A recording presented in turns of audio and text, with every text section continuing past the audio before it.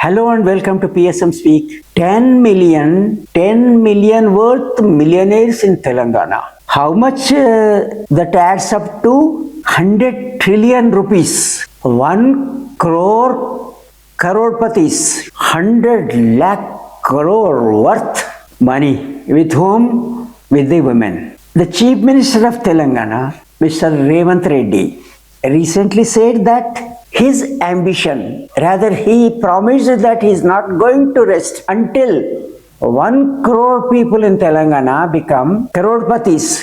As some people criticize it, it is not that he is going to give that money, because if he were to give that money, how much it work out to, as we have seen, 100 trillion rupees, 100 lakh crore, which means more than 5 times gross state domestic product, GSDP of Telangana. So ambitious a scheme. Target is ambitious.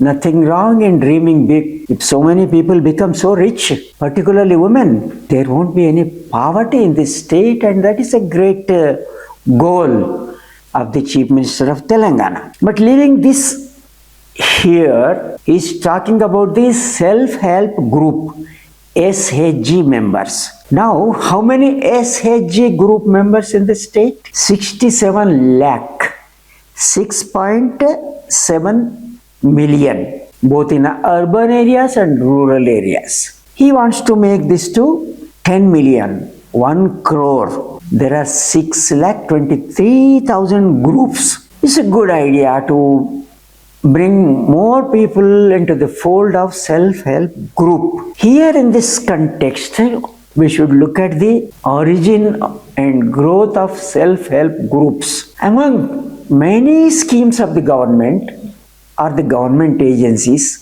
because this is NABARD's initiative during 1990s, early 90s, came out with this plan, self-help group, particularly women self-help groups.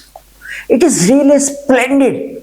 In my opinion, it is really an excellent scheme of the government. The scheme involved facilitating the formation of the women groups, some 15 members to 20 members, living in the same habitat, rural areas, or in the urban areas where poor people live, because poor need this, and whatever possible to them, saving, pooling their savings, then sourcing money, borrowing money from banks, financial institutions, then lending by the group to the members, depending upon the priority of the members, decided by the consensus judgment of the group, whose need is the most important. They know, because they live together in the same area, they empathize with each other because all of them belong to the same socio-economic background. This is the crux of the scheme. The decision whom to lend is by the group. How much interest to be charged is by the group. Although it appears on the face of it that they charge high interest rate, nothing wrong in this, because the interest so collected is only to ration, and the interest is pooled together to be apportioned by all the members of the group, which means it is not taxing anybody. And what is the purpose?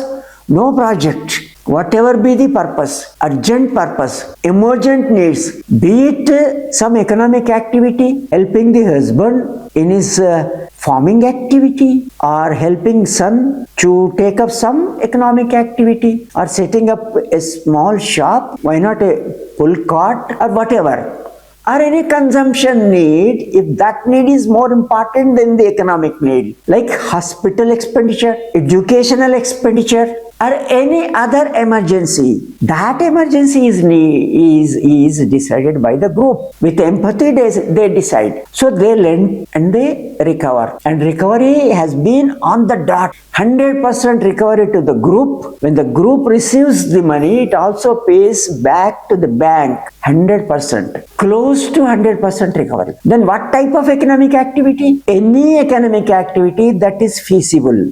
The rural people are poor in the urban setting, no.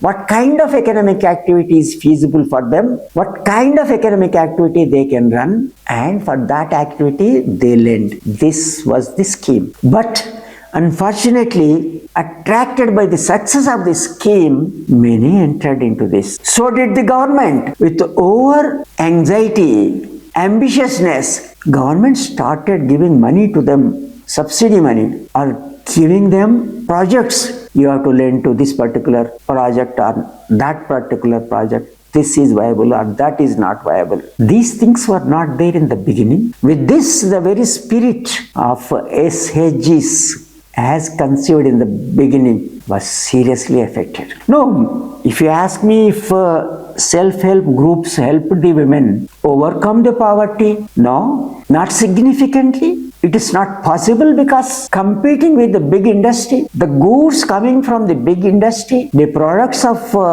cottage industry, the SHG women with small investments and whatever technology that they use can compete in quality or in price with the goods coming out of big industry. They cannot have that economies to scale as the big industry have. Then what is the benefit that you ask me that they got out of this self-help group movement of the NABARD? The women came together. They empathized with each other's problems. They started collectively addressing their problems. They started standing up for their rights. They started raising their voice. They started becoming assertive. That is the first step in democracy, to fight for their rights, to protest injustice collectively. Through this, progress and development is possible. But because of the intervention or interference of external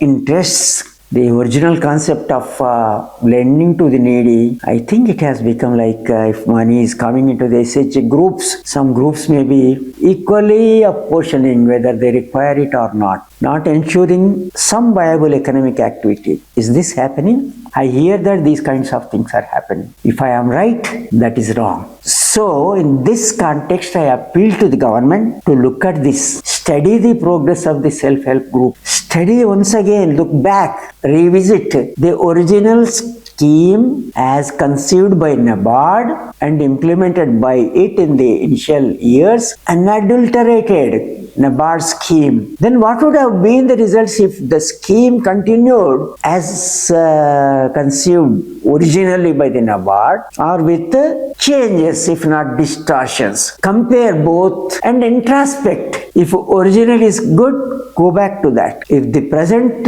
method is better, take that up. But you study it objectively and strengthen this further. This movement, this self-help group movement of women for the social change that it has been able to bring, and also strengthen it for bringing the necessary economic change. And that economic change in its turn bringing the necessary social change. Thank you so much for so patiently watching this video. Permit me now to sign off. I will come before you soon with another interesting topic, the topic of public interest with focus on the social, economic and political issues that concern the people.